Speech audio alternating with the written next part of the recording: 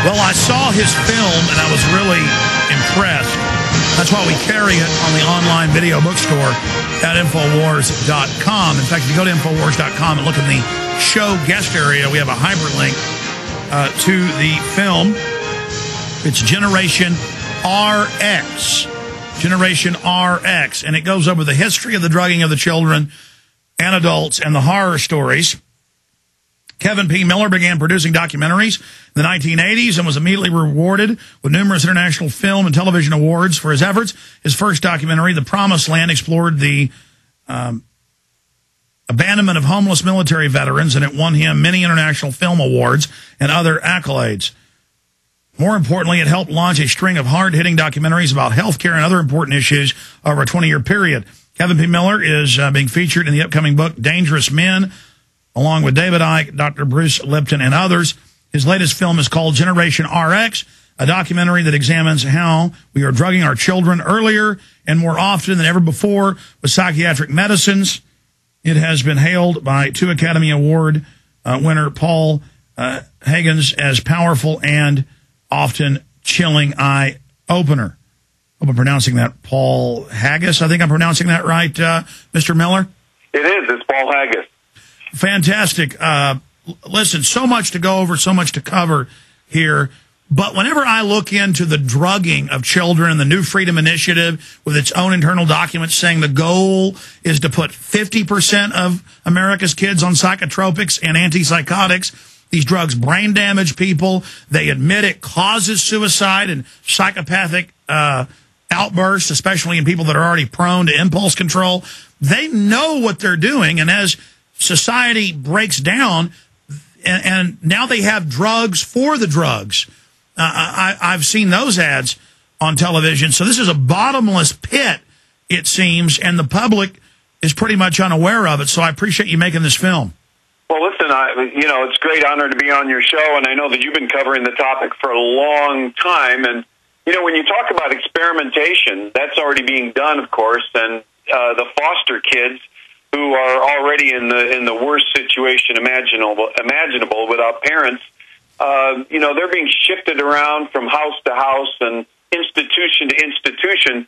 And in California, Massachusetts, many states around the country, Florida, for one, over 75% of the foster kids are already on antipsychotic medications, Alex. So, it doesn't get much uglier than that, frankly. Continue. Well, I think that the reality is that when you've got 75% of the most vulnerable kids on antipsychotic medications, you know that there's some kind of trial going on. They're dumbing down people. And frankly, this is what we're putting another, 10 million or so kids who are diagnosed as, quote, bipolar disorder. That's the exact class of drugs that kids are being put on. And so, it's really an ugly thing, and it's only made uglier by the fact that our tax dollars are supporting it. In Florida, for example, that 75% of the foster kids that I was mentioning to you, I think it's 55 to 58% of those are being paid for by Medicare. So it's a ridiculous, heinous situation. Now, when you talk about 75% in some states, the national average, at least when I made Endgame 2 years ago, was 69% of the nation's foster children are on psychotropics. And you're right that even then, I saw the number of 80%, approaching 80%, being on the drugs in some states. And they did a study in Texas, and we even have some committee hearing clips in Endgame where the state psychiatrist says, well, it's eugenics. They have bad gene pools, is why we're putting upwards of 70% in the case of Texas on them. But as you said, some states even higher. Just let that sink in for the listeners out there. 75%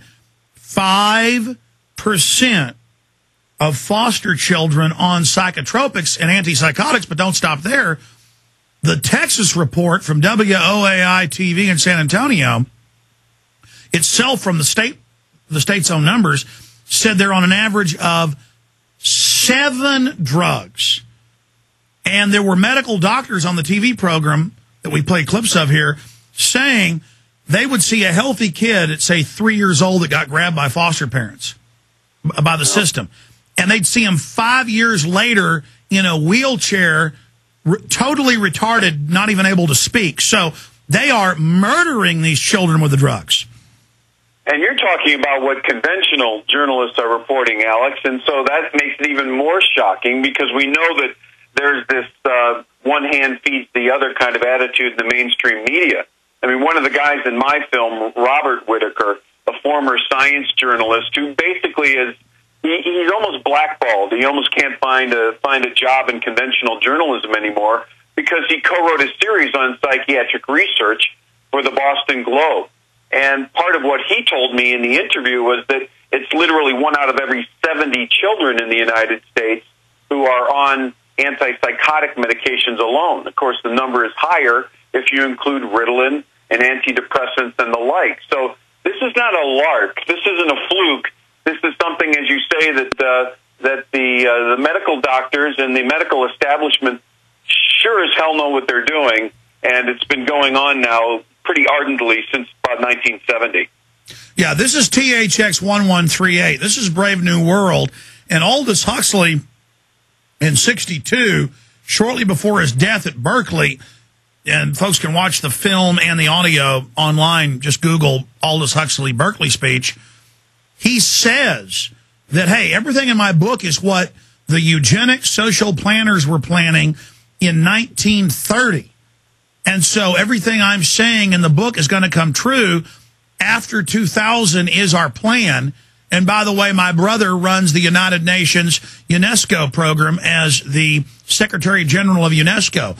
These people mean business, and they've now done it. I'm sure you saw the New Freedom Initiative that came out 4 years ago when the documents got leaked, where they want to force at least half the kids in the next phase on drugs, and then after that, everyone on drugs. I mean, this is really happening.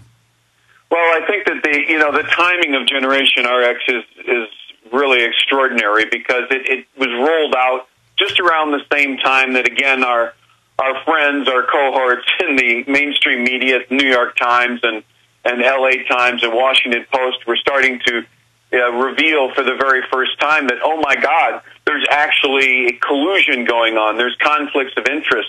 There's payola going on, especially when it comes to the Diagnostic and Statistical Manual for Mental Disorders, the so-called Bible for mental disorders. Yeah, I found out that the school nurses get weird kickbacks in payola, and so they push it on the kids and say, oh, here's a psychologist, here's a card. They're just like drug pushers, but they're not out on the playground selling the kids crack. They're doing it in the school, and they'll send the cops if you don't take it.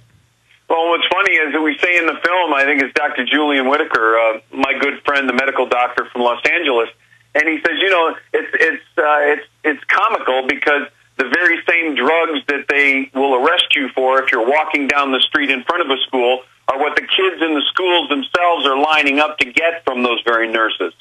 So, you're exactly correct, and this is not a surprise, nor is it a secret. I mean, each kid gets $400 to $500 for the school itself and for the school district if they are on these drugs because they are classified in a certain kind of a way that gets government dollars. Special needs. And now some schools, a third or more of the school's special needs, and soon it's going to be half. And then just like THX 1138, pretty soon kids in wheelchairs with nozzles into their nose and drug injectors. I mean, it's so nightmarish, the soft kill they're running. And then they say it's for eugenics in the state of Texas. They say they're giving us racial hygiene. Start with the film. Tell us about the film, because I really want people to get this on DVD at Infowars.com. I want them to have viewing parties, show it to local community groups, school boards. We've got to get Generation RX out to people. Well, thank you, Alex. The film really came as a result of, in 2004, I was filming in Washington, something completely unintended. Ended up at a Food and Drug Administration hearing where they were a bunch of people who were standing before the FDA committee talking about the side effects of Prozac.